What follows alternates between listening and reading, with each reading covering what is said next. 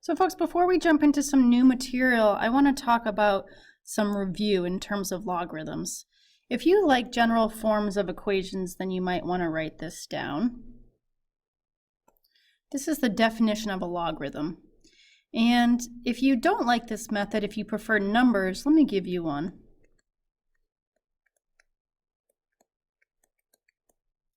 Okay, in this case, my b would actually be 4. My a would be 16, and my c would be 2. And you may recall the way that we take a logarithmic equation and we write it as an exponential equation is by writing the letter e, and e stands for exponent.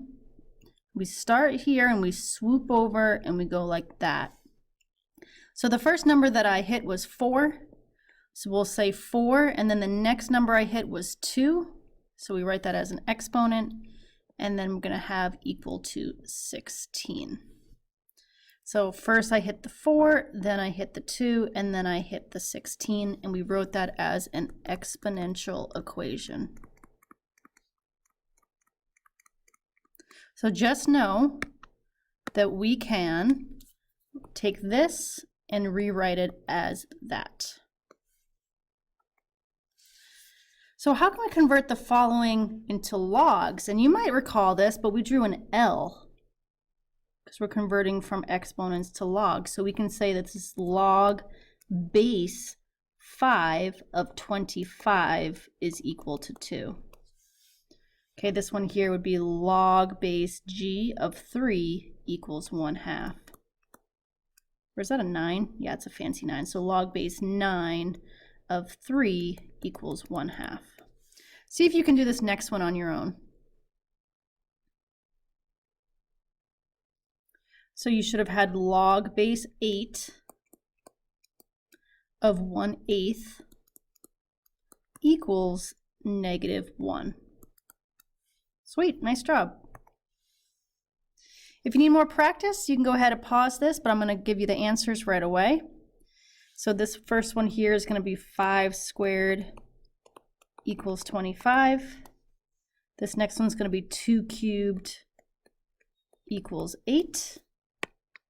And this one here is going to be 5 to the -1 equals 1/5.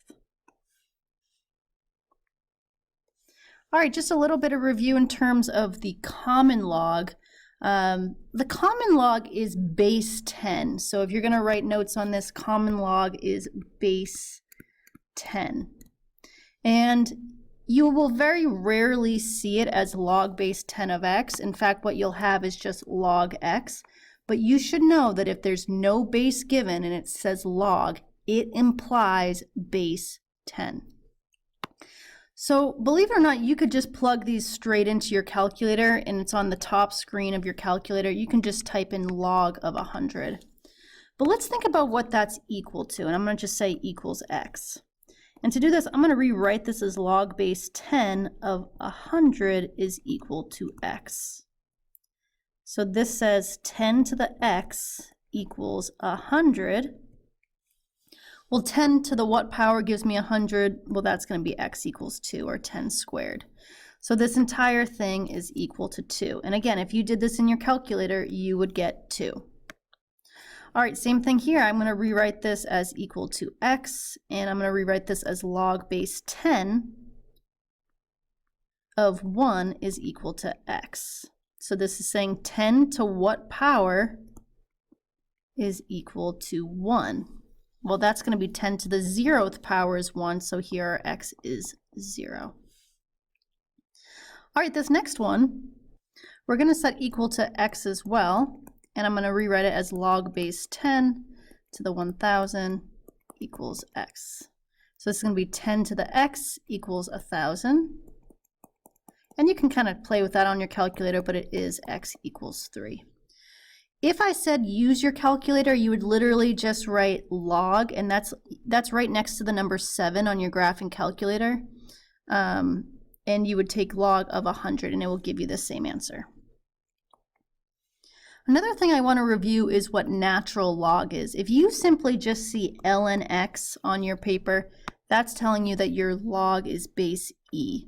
You'll almost never see this But you should recognize that if it's a natural log, then your base is e. All right, so this question here is saying, if y equals ln x, rewrite this as an exponential equation. So I'm going to write this as y equals log base e of x. And since I'm not used to having that equal to on the left, I'm just going to erase that y equals and put it over here, equals y. So now I'm going to do my curly Q thing, and I see that e to the y is equal to x. And so that would be the same exact equation that is the same as natural log of x. So now I'm going to take some time to talk about the properties of logs, and we spent maybe 1 or 2 days of this in Algebra 2, but you get about a minute and a half in pre-calc to review this. So if I have something like log base 5 of x times, let me just say 4x, how about that? You can think of this as log base 5 of 4 times x. And if we have two things being multiplied, I can actually go ahead and write this as a log base 5 of 4 plus log base 5 of x. Similarly, if I have something like log base 7 of, say, x divided by 4, I can rewrite this as log base 7 of x minus log base 7 of 4. This should start to make sense to you. You're like, oh, I remember learning this. And this last one here, if I had log base 2 of x squared, if you have an exponent, you can go ahead and drop that down in front, and your p would be in front. So in this case, you would have the 2 come in front, and you'd have 2 log base 2 of x. All right, now I'm going to take a second to go in the other direction, all right? So now, in this particular case right here, I have 2 things being added with the same log base 5. So I can rewrite this as log base 5 of 6 times x. So that's just going to be 6 times x is 6x. Similarly here, I have subtraction, so this would be log base 7, and it's going to be this first number divided by that second number. So that's going to be y over x. And lastly here, I have a number out in front, so I can bring it over here, and this becomes log base 3 of x to the 12th. So folks, that's just a reminder, you did learn that last year, and keep in mind that you have to have the same bases in order for these to work. Thanks for watching.